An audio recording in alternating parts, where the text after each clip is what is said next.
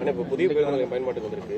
அந்த பகுதிகளில் பார்த்தீங்கன்னா அந்த காலை மற்றும் மாலை நேரங்களில் பீக் ஹவர்ஸில் கொஞ்சம் பொதுமக்கள் மேம்பாலங்கள் வேணும். இல்லை, எந்த விதமான போக்குவரத்து நெரிசல் இல்லை. நீங்கள் ஏதாவது தேடி தேடி பிடிக்காதீங்க.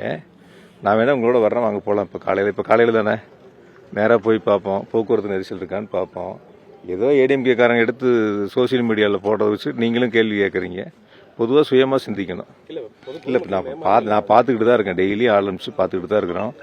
அரசு அதிகாரிகள் அங்கே இருக்காங்க, போக்குவரத்துறையினுடைய அதிகாரிகள் அங்கே இருக்காங்க, மாநகராட்சியினுடைய அலுவலர்கள் அங்கே இருக்காங்க.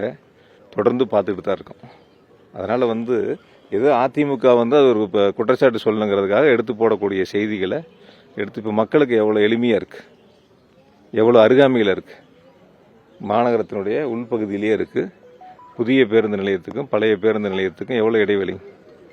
ஏறத்தாழ இருந்து ஒரு 1.5 கிலோமீட்டர் 2 கிலோமீட்டர் தான் இருக்கும்.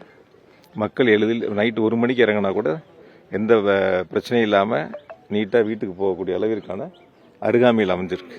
அதை பொறுத்துக்க முடியாமல் அதிமுககாரங்க அதெல்லாம் நிறைய கதை சொன்னால் சொல்லணும். இப்போ ஒவ்வொரு இடமா அவங்க விற்றுக்கிட்டு இருக்காங்க.